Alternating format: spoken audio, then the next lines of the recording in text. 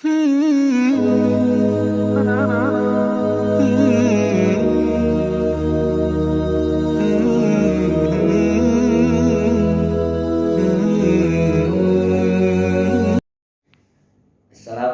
warahmatullahi wabarakatuh. Alhamdulillahirabbil alamin wa bihi nasta'in ala umuri dunya waddin. Wassalatu wassalamu ala asyrafil anbiya'i wal mursalin sayyidina Muhammadin wa ala alihi wa ashabihi ajma'in. Amma ba'd. Bersyukur kepada Allah atas limpahan rahmat, nikmat dan karunia yang telah Allah berikan kepada kita. Shalawat teriring salam kita haturkan, kita sampaikan kepada junjungan alam Nabi besar Muhammad sallallahu alaihi wasallam. Kembali lagi bersama saya Zainal Muttaqin untuk membahas, untuk menyampaikan paparan singkat hal-hal yang berkaitan dengan ulumul Quran atau studi Quran. Pada kesempatan ini izinkan saya menyampaikan paparan singkat pokok bahasan atau tema pembahasan yang berkaitan dengan sejarah turun dan penulisan Al-Quran. Secara etimologi, dalam hal ini adalah pengertian atau definisi nuzulul Quran, bahwa dalam Al-Quran, nuzul Quran atau turunnya Al-Quran itu diungkapkan ke dalam dua ungkapan, yaitu dengan kata nazzala yunazzilu tanzilan, yang memiliki makna konotatif, yaitu turun secara berangsur-angsur. Satu kata lagi yaitu anzala yunzilu inzalan, yang memiliki makna denotatif, yang dimaknai menurunkan. Jadi dua makna ini menjelaskan kepada kita atau memberikan pengetahuan kepada kita bahwa pada konteks etimologi, proses atau nuzulul Quran itu dilakukan dengan cara diturunkan atau juga kemudian dengan cara turun secara berangsur-angsur. Ilmu nuzul Quran yaitu ilmu yang membahas tentang proses turunnya Al-Quran. Di sini ada pendapat dari Ibnu Faris dalam kitab Maqayisul Lughah. Kata nuzul diartikan hubutus syai' wa wuku', yang memiliki makna yaitu turun dan jatuhnya sesuatu. Sedangkan Raghib Al-Isfahani dalam Al-Mufradat fi Al-Fadhil Quran Al-Karim, di dalamnya disebutkan bahwa kata nuzul berarti meluncur atau turun dari atas ke bawah. Sedangkan secara terminologi, pengertian terkait nuzulul Quran ialah proses mempermaklumkan Al-Quran dengan cara dan sarana atau media yang dikehendaki oleh Allah Subhanahu wa taala, sehingga dapat diketahui oleh malaikat untuk kemudian disampaikan kepada junjungan kita, Nabi Muhammad sallallahu alaihi wasallam. Nah, dari sini kita bisa lihat bahwa Al-Quran merupakan kitab yang diturunkan oleh Allah Subhanahu wa taala melalui perantara malaikat Jibril kepada Nabi Muhammad sallallahu alaihi wasallam. Lalu pertanyaannya, bagaimana proses turunnya Al-Quran yang kemudian ayat, surat, wahyu itu sampai kepada Nabi besar Muhammad sallallahu alaihi wasallam? ada kesepakatan para ulama atau menurut jumhur ulama bahwa proses turunnya Al-Quran itu melalui 3 tahapan. Yang pertama yaitu dari Allah kemudian diturunkan ke Lauhul Mahfuz, sebagaimana yang tertuang dalam surah Al-Quran yang berbunyi A'udzubillahi minasyaitonirrajim, Bismillahirrahmanirrahim, bal huwa Qur'anun Majid fi Lauhin Mahfuz. Ini di surat Al-Buruj ayat 21 dan 22. Di sini disebutkan bahwa artinya bahkan yang didustakan itu, yang dimaksud didustakan ini adalah Al-Quran, bahwa bahkan yang didustakan itu ialah Al-Quran yang mulia, yang tersimpan dalam tempat yang terjaga, yaitu Lauhul Mahfuz. Proses berikutnya setelah tadi kemudian tahapan pertama itu adalah dari Allah, lalu kemudian diturunkan ke Lauhul Mahfuz, maka tahapan berikutnya adalah dari Lauhul Mahfuz ke Baitul Izzah. A'udzubillahi minasyaitonirrajim. Bismillahirrahmanirrahim. Inna anzalnahu fi lailatul qadar. Allah menyebutkan bahwa sesungguhnya kami telah menurunkan Al-Quran pada malam kemuliaan, yaitu malam Lailatul Qadar. Lalu juga dikuatkan melalui sebuah hadis yang diriwayatkan oleh Ibnu Abbas radhiyallahu anhuma, yang mengatakan unzilal Qur'an jumlatan wahidatan ila sama'id dunya wa kana bimawaqi'in nujum wa kana Allahu yunazziluhu ala rasulih ba'dahu fi ithin ba'd, akhrajahu al-Hakim. Al-Quran itu diturunkan sekaligus ke langit dunia, dan hal itu adalah seperti perpindahan bintang-bintang. Lalu dia menyebutkan atau dia Allah menurunkannya kepada Rasulnya, yaitu Muhammad, bagian demi bagian. Dari setelah tadi pertama, tahapan awal adalah Al-Quran itu dari Allah kemudian ke Lauhul Mahfuz, lalu berikutnya yaitu dari Lauh Al-Mahfuz ke Baitul Izzah. Kita tahu bahwa Baitul Izzah itu merupakan sama'ud dunya, ya, langit dunia. Nah, yang terakhir yaitu tahapan terakhir adalah dari Baitul Izzah kepada Nabi kita Nabi Muhammad sallallahu alaihi wasallam. Dalam Al-Quran surah Al-Isra ayat 106 disebutkan bahwa wa Qur'an faraqnahu litaqra'ahu 'alan nasi 'ala mukthin wa nazzalnahu tanzila. Dan Al-Quran, kata Allah, kami turunkan berangsur-angsur agar engkau Muhammad membacakannya kepada manusia perlahan-lahan, dan kami menurunkannya secara bertahap. Dari sini, dari paparan yang tadi saya sampaikan, bahwa bisa kita lihat terkait proses Al-Quran itu tentu memiliki beberapa tahapan, dan ini merupakan hak prerogatif Allah Subhanahu wa Ta'ala. Allah yang kemudian melihat bahwa seorang hamba atau seorang rasul yang akan menerima wahyu darinya tentu tidak begitu saja kemudian diturunkan secara penuh, tapi kemudian Allah juga mengajarkan pada Nabi kita Nabi Muhammad SAW melalui perantara malaikat Jibril, itu secara bertahap atau berangsur-angsur, untuk kemudian bisa dipahami dan diteliti dan diresapi ke dalam hati Rasulullah SAW. Lalu kemudian diajarkan kepada para sahabat, dan akhirnya sampai pada kita semua hari ini.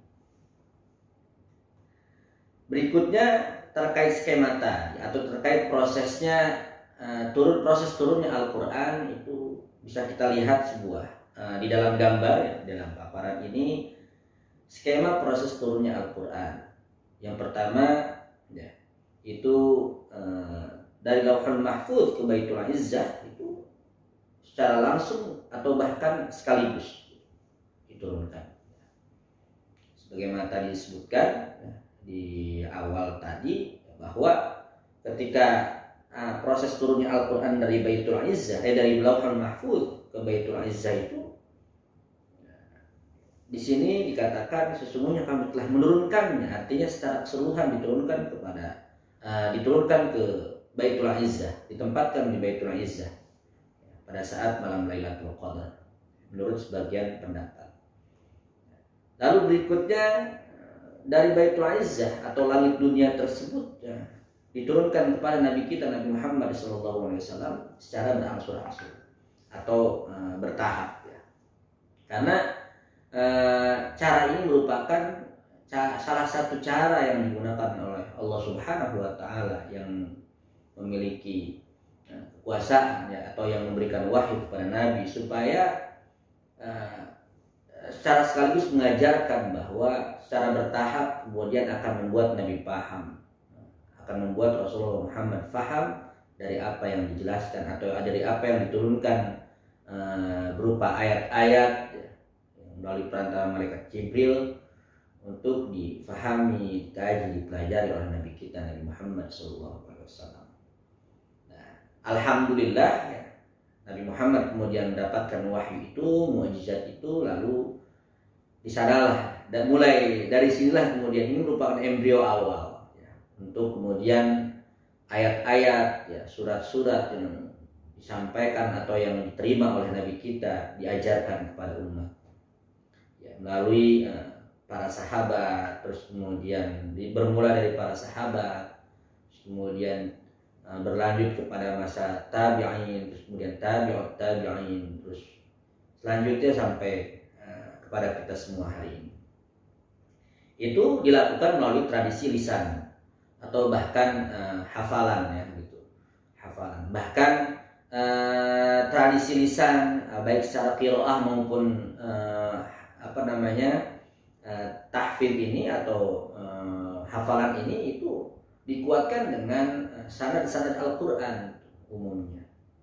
Tapi dahulu ya hamalatul Qur'an itu dikuatkan dengan sanad-sanad Al-Qur'an. Para qori bisa dikuatkan dengan sanad-sanad Al-Qur'an. Ya. Akhir-akhir ini mungkin untuk saat ini ya masih banyak memang para hafiz, para qori itu yang dikuatkan dengan sanad-sanad yang tentunya tersambung kepada Rasulullah SAW. Ya, tapi juga kita mendapati ada yang hafiz misalnya atau ada yang qari, ya, itu tidak ada yang bersanad. Tapi mudah-mudahan tidak ada, semuanya bersanad gitu. Tapi dahulu orang yang bersanad itu juga hamalatul Quran atau hufadzul Quran gitu, seperti itu. Jadi umumnya dahulu itu mereka yang menghafal Al-Quran bersanad, dan yang bersanad adalah hafal Al-Quran. Selanjutnya kita akan lanjut kepada periode diturunkannya Al-Quran. Di dalam beberapa literatur, kemudian juga di dalam beberapa literatur sejarah, itu buku-buku bacaan, terus kemudian juga informasi-informasi yang kita dapatkan ya, bahwa periode diturunkannya Al-Quran itu terbagi kepada dua periode. Yang pertama adalah periode Makkah. Yang kedua yaitu adalah periode Madinah. Al-Quran diturunkan ke dalam dua periode. Yang pertama adalah periode Makkah. Pada periode Makkah ini turunnya Al-Quran pertama kali diturunkannya kepada Nabi kita Nabi Muhammad SAW. Beliau bermukim di Mekah itu sekitar kurun waktu 610 sampai 622 Masehi. Sampai kemudian Nabi melakukan hijrah yang ditemani oleh sahabatnya yaitu Abu Bakar As-Siddiq. Ayat-ayat yang diturunkan pada masa itu kemudian disebut dengan ayat-ayat Makkiyah yang berjumlah 4.726 ayat dan terdiri atas 89 surat. Jadi sederhananya ya, Nabi ketika di Makkah kurang lebih sekitar 10 tahun itu ada beberapa ayat ya, terus kemudian surat yang diturunkan kepada Nabi ketika Nabi berada di Mekah. Lalu kemudian periode selanjutnya yaitu periode Madinah. Jadi periode Madinah ini tentu periode yang terjadi setelah periode Makkah. Jadi Nabi kemudian hijrah dari Makkah ke Madinah. Itu kemudian Nabi menetap di Madinah itu sekitar 622 sampai 632 Masehi. Di sanalah kemudian periode kedua ini juga Al-Quran atau ayat-ayat surat-surat yang ada dalam Al-Quran itu diturunkan, diwahyukan kepada Nabi kita Nabi Muhammad SAW. Nah pada periode ini kemudian dinamakanlah ayat-ayat Madaniyah yang menurut catatan sebagian sejarah itu menurut sejarah meliputi 1510 ayat dan mencakup 25 surat. Selanjutnya tentu ya, terkait proses turunnya Al-Quran kita bisa mengambil sebuah hikmah, mengambil sebuah manfaat ya.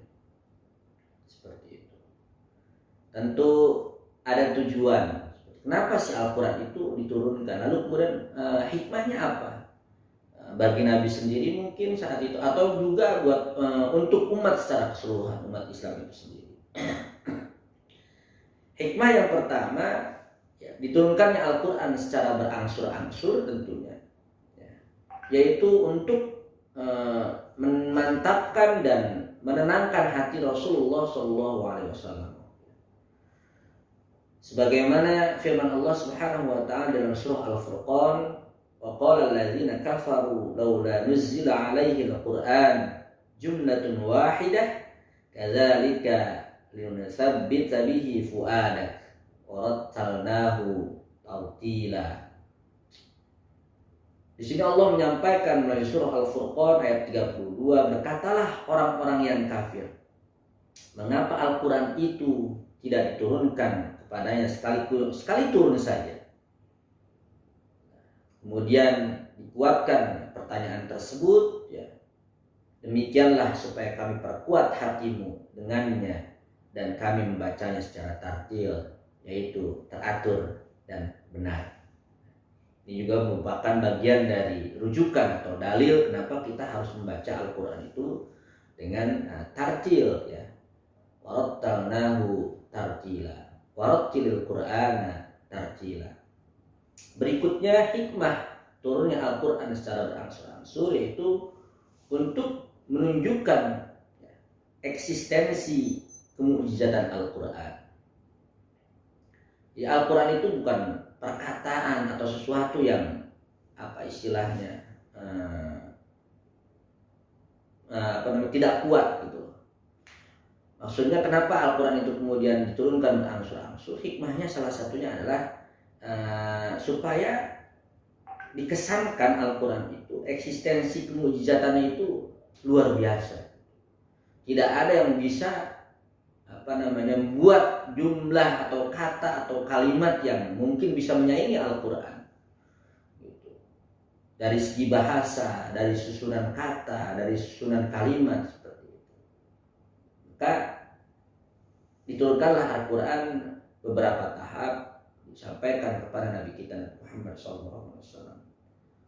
Lalu berikutnya juga hikmah turunnya Al-Quran secara berangsur-angsur itu tentu untuk kita khususnya ya, sebagai pembelajar Al-Quran itu untuk mempermudah bagaimana kita menghafal, terus kemudian juga bagaimana kita memahami Al-Quran.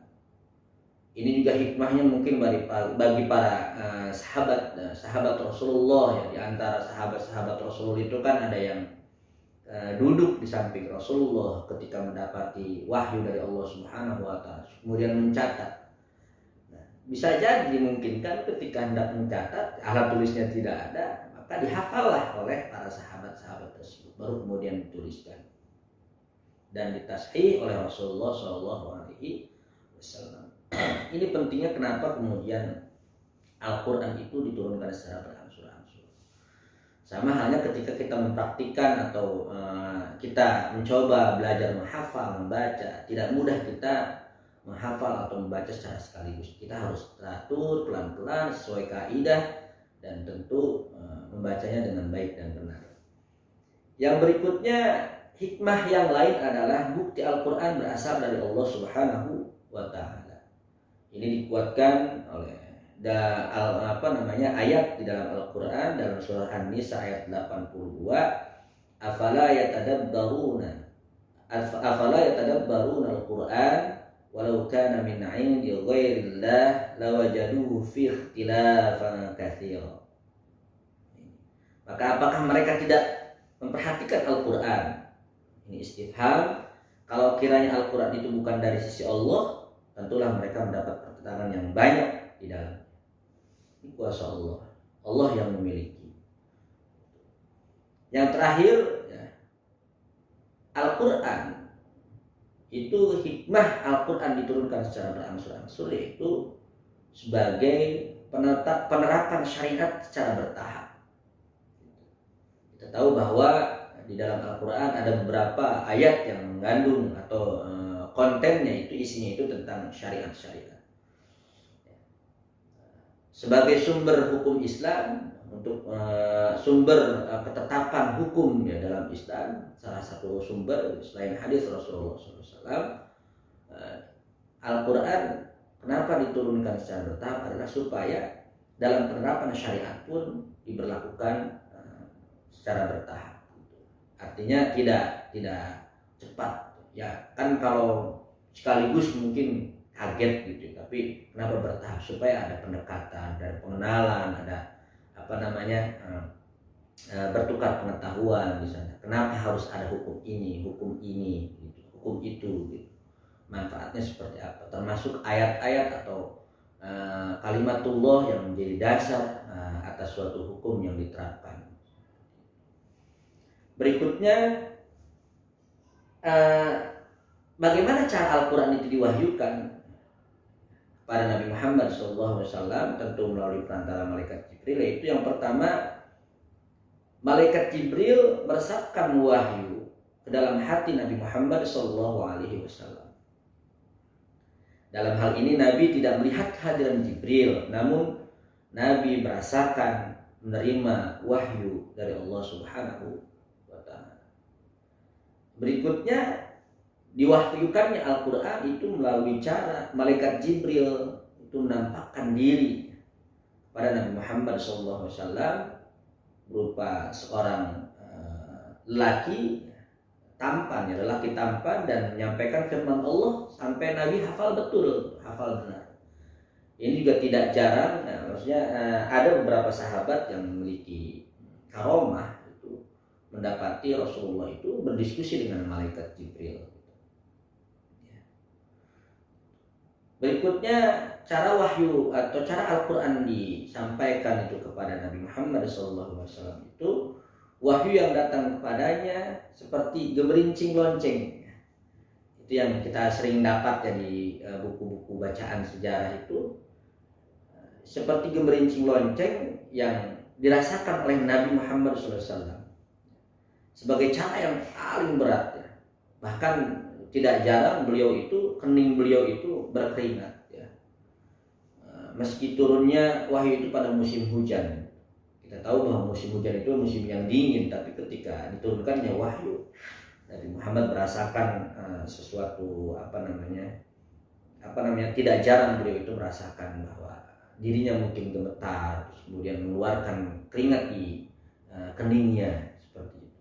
Nah, yang terakhir, cara Al-Quran diwahyukan kepada Nabi kita yaitu melalui malaikat Jibril menampakkan diri sebagai wujud sebenarnya dan mengajarkan firman Allah Subhanahu wa ta'ala. berikutnya kita akan masuk pada kodifikasi Al-Quran. Ini merupakan tahapan-tahapan sebetulnya, penulisan, pembukuan, kemudian percetakan seperti itu. Kodifikasi Al-Quran, apa makna kodifikasi? Di sini ada 3 pandangan, 3 pendapat ya. Bahwa yang pertama, makna pertama kodifikasi Al-Quran itu pengumpulan dalam arti hifzuhu, ya, menghafalkannya dalam hati. Terus kemudian jum'ul Quran, dimaknai juga jum'ul Quran, yaitu mengumpulkan para penghafalnya, penghafalnya dikumpulkan. Tentu tidak hanya menghafal secara lisan ya, tapi juga kemudian menghafalnya secara di dalam hati gitu. Jadi hamalatul Quran dulu itu di dalam beberapa catatan itu betul-betul karena niat, karena Allah Subhanahu wa taala ditanamkan dalam hati. Makna kodifikasi yang pertama itu dikumpulkan dihafal Al-Quran tersebut, terus kemudian dikumpulkan juga para hamalatul Quran yang hafal-hafalnya ya, seperti itu. Nah, yang berikutnya kodifikasi Al-Quran, makna kodifikasi Al-Quran yang berikutnya adalah pengumpulan dalam arti kita buku kulit, yaitu penulisan secara keseluruhan. Walaupun ini memang ada beberapa tahapan pengumpulan untuk kemudian ditulis ya. Nanti akan dijelaskan di paparan berikutnya ya, seperti itu. Nah, yang ketiga, kodifikasi Al-Quran itu dilakukan dengan pengumpulan dalam arti, terus kemudian juga merekam bacaan suara Al-Quran dari beberapa qori atau hufaz ya, yaitu pelestarian Al-Quran dengan cara merekam dalam pita suara. Ini tentu kesesuaiannya, artinya bahwa zaman teknologi tentu akan terus berkembang, maka ini menjadi bagian dari kebutuhan bahwa Al-Quran bisa kodifikasinya bisa dilakukan dengan cara yaitu merekam, kemudian mungkin dilestarikan dengan cara rekaman, terus kemudian disimpan dalam sebuah kaset atau disket dan lain sebagainya, seperti itu. Selanjutnya tentu ada masa di mana proses kodifikasi atau penulisan ya atau pembukuan itu dari masa ke masa. Nah, ini tentu diawali pada masa Rasulullah SAW. Pada paparan di layar itu ada gambar ya, ada infografis yang menunjukkan bahwa periodisasi kodifikasi Al-Quran itu bermula di masa Rasulullah SAW, terus kemudian dilanjutkan pada periode Abu Bakar As-Siddiq, lalu kemudian periode Utsman bin Affan, lalu kemudian periode pembukaan Al-Quran. Lalu pertanyaannya di mana Umarnya, misalkan Khalifah Umarnya? Ya, bukan berarti tidak menafikan beliau ya, tapi salah satu usulan kodifikasi Al-Quran di masa Abu Bakar As-Siddiq yaitu adalah usulan dari Khalifah Umar bin Khattab agar kemudian Al-Quran itu dibukukan, ditulis, dikumpulkan para penghafalnya. Itu juga termasuk bagian dari usulan Khalifah Rasulullah Khalifah Umar bin Khattab radhiyallahu anhu. Lalu bagaimana ciri atau kodifikasi periodisasi kodifikasi Al-Quran pada periode Nabi Muhammad SAW? Hal ini dicirikan yang pertama, Nabi mengangkat ya, para penulis ya, katibun, para penulis wahyu Al-Quran itu sendiri. Ya, di antaranya mereka adalah Ali bin Abi Thalib, kemudian Muawiyah, terus juga Ubay bin Ka'ab dan Zaid bin Thabit. Dicirikan lagi dengan cara menuliskannya pada pelepah kurma, lempengan batu dan daun lontar, kulit kayu, pelana, potongan, tulang belulang dari binatang misalnya. Itu merupakan media atau sarana untuk sarana penulisan wahyu Al-Quran. Karena dengannya Al-Quran itu akan tersimpan, yakin akan tersimpan. Jadi tidak bercecer. Ketika ada yang menghafal pun tidak lupa gitu, karena sudah dicatat atau ditulis di beberapa sarana tadi atau media. Terus juga kemudian Jibril dicirikan juga periodisasi awal itu, periodisasi Rasulullah ini dalam hal kodifikasi Al-Quran dicirikan dengan Jibril membacakan Al-Quran pada Rasulullah ya, pada malam-malam bulan Ramadan. Bulan Ramadan yang tentu ini merupakan bulan murojaah, makanya di sepanjang Ramadan kita dituntut untuk sering membaca Al-Quran, bahkan menjadikan bulan Ramadan itu bulan murojaah bagi para hufaz Al-Quran untuk mengulang hafalannya gitu, supaya dan ini bil barakah ya, untuk mengambil keberkahan bahwa Jibril alaihi salam itu selalu hadir ya, kepada Nabi, selalu datang kepada Nabi untuk melakukan murojaah bersama dengan Nabi Muhammad SAW. Lalu kemudian pada periode ini juga Nabi dicirikan bahwa Nabi mengoreksi langsung hafalan para sahabat. Di antaranya Ali bin Abi Thalib, Mu'adz bin Jabal, Ubay bin Ka'ab, Zaid bin Thabit, Abdullah ibnu Mas'ud radhiyallahu anhu, dan terakhir Zaid bin Thabit. Oh ya, tadi Zaid bin Thabit itu ada dua ya, gitu lah. Ya, nanti diperbaiki saja nanti ya. Nah, berikutnya pada periode ini juga dicirikan yaitu belum dibukukan dalam bentuk mushaf ya, sebab masih menanti wahyu yang diturunkan.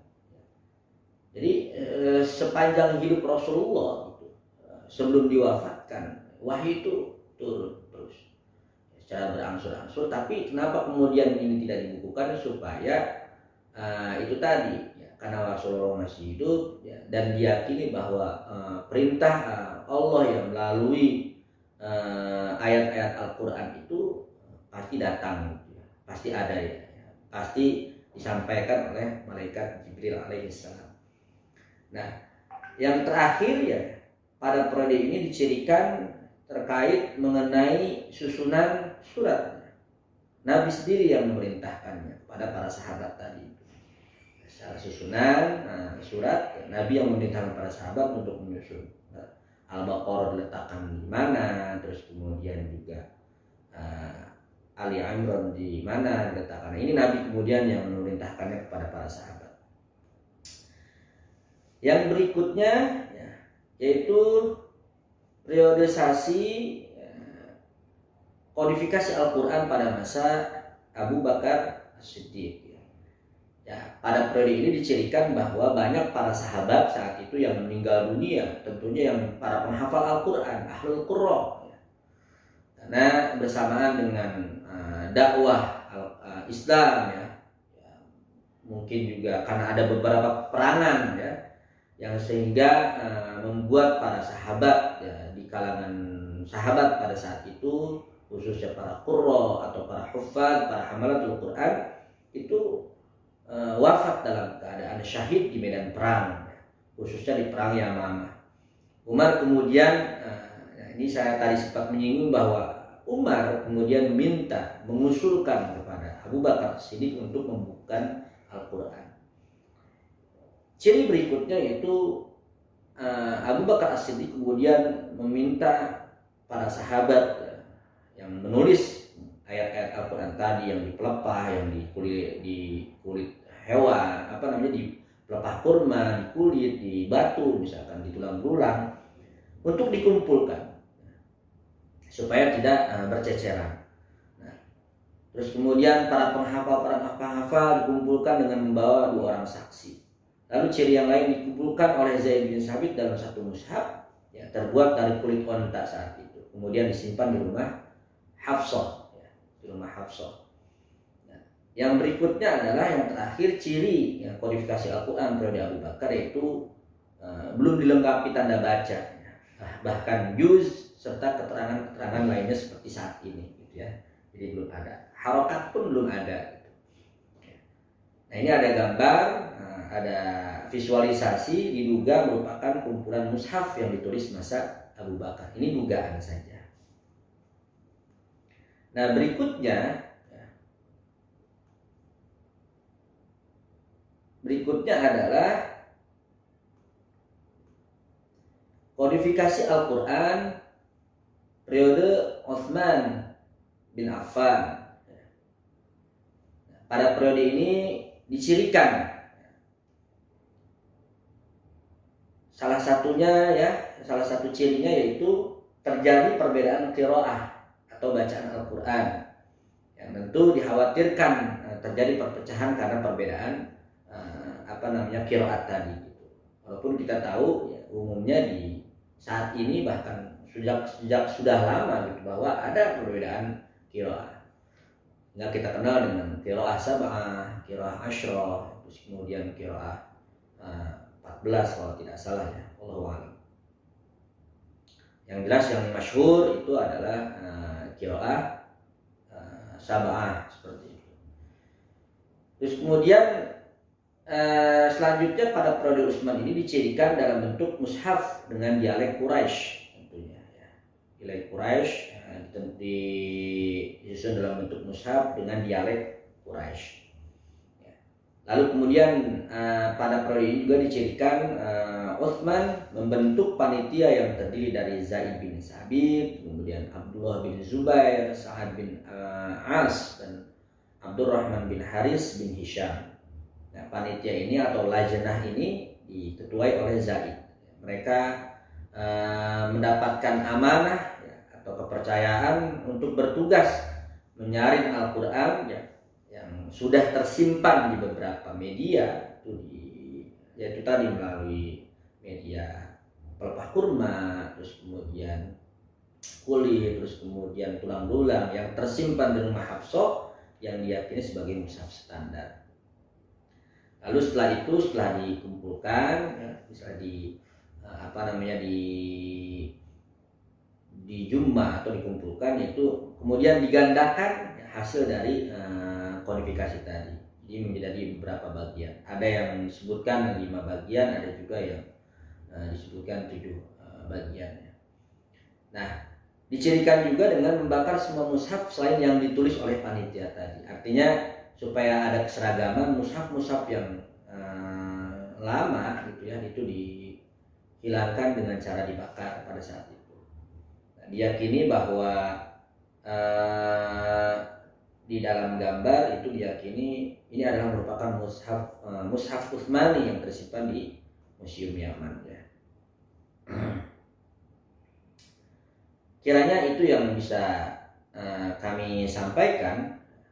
Mudah-mudahan paparan singkat ini seputar sejarah turunnya dan penulisan Al-Quran itu bisa difahami dan menjadi wawasan hazanah keilmuan Islam untuk kita semua.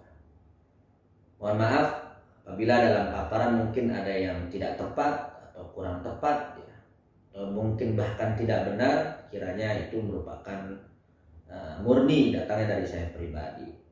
Tapi perlu dicatat ya, kita tentu harus mengambil nilai-nilai kebaikan dari apa yang dipaparkan oleh dari dalam paparan singkat yang kami sampaikan. Benar yang benar datangnya dari Allah, yang keliru datangnya dari saya pribadi. Hadanallahu wa iyyakum ajmain. Assalamualaikum warahmatullahi